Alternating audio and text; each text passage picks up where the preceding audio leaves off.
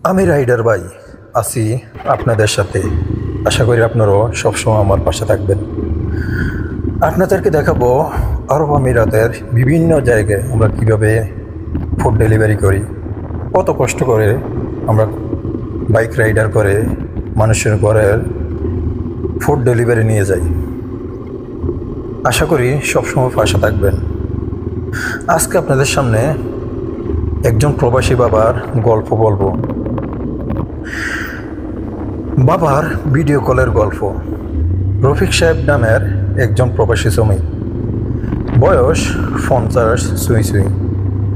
Saudi আরবে এক নির্মাণ প্রকল্পে তিনি কাজ করেন গত 18 বছর ধরে। ছেলেমেয়েরা তখন ছোট ছিল, এখন সবাই বড় হয়ে গেছে। ছেলে বিশ্ববিদ্যালয়ে পড়ে, মেয়ে কলেজে। তিনি কেবল ফোনেই তাদের হাসি আনন্দের গল্প শোনেন, নিজের হাসিটুকু আটকে রাখেন শ্রমিক ক্লান্ত মুখে। প্রতিদিন ভোর 5টায় ঘুম থেকে উঠে নামাজ পড়ে একটু চা খেয়ে কাজে চলে যান। 12 ঘন্টা কাজ, রোদ, দোলা আর ইকবালের মাঝে কেটে যায় সারাদিন।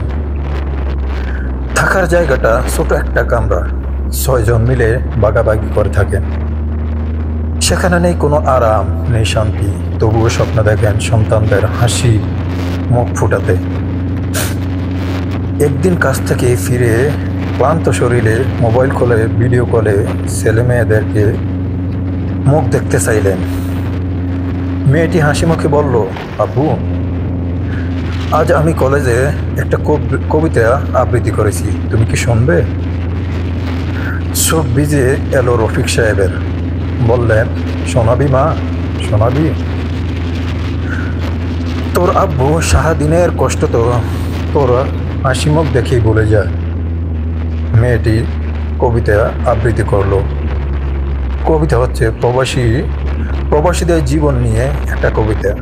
সেখানে বলা ছিল, তোমার ফাটানো টাকা হয়তো আমার ঈদের জামা হয়, কিন্তু তুমি কি ঈদে একটু আনন্দে হাসো? তোমার চোখে কি একটু স্বপ্ন আছে আজ? রফিক সাহেবের চোখের জল চলে এলো। মেয়ে তো আর জানে না কিছুই, জানে না কিভাবে গরমে হিটস্ট্রোকে সহকর্মী মারা যায়, কিভাবে বিদেশের মাটিতে ইকু লাশ হয়ে ফিরে দেশে।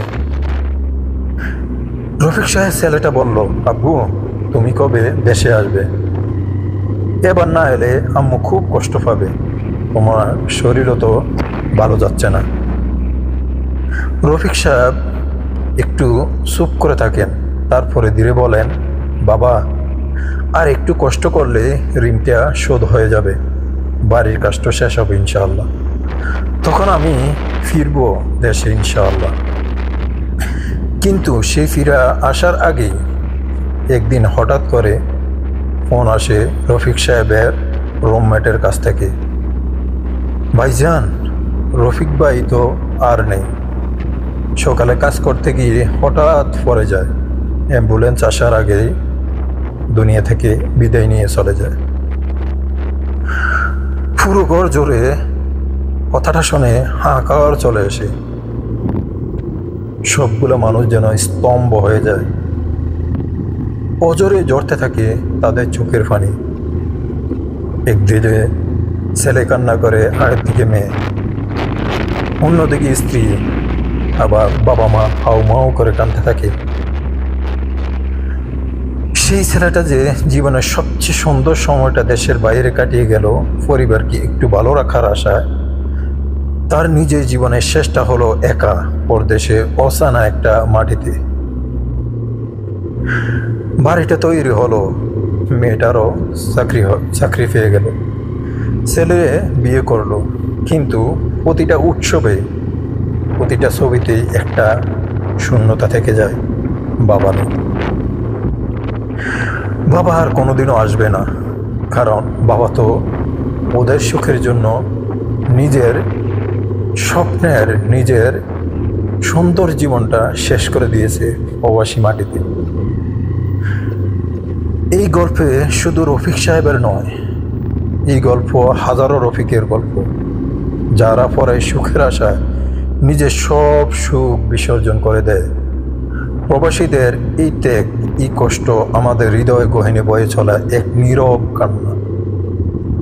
তাদের প্রতি শ্রদ্ধা, ভালোবাসা আর প্রার্থনা যেন তারা নিরাপদে সুস্থভাবে একদিন ফিরে আসতে পারে প্রিয়জনদের কাছে। এই দোয়াই করি। আজকে এই পর্যন্ত। আশা করি ভালো থাকবেন। ইনশাআল্লাহ পরবর্তী দেখা হবে আরেকটা ভিডিওতে। আসসালামু আলাইকুম।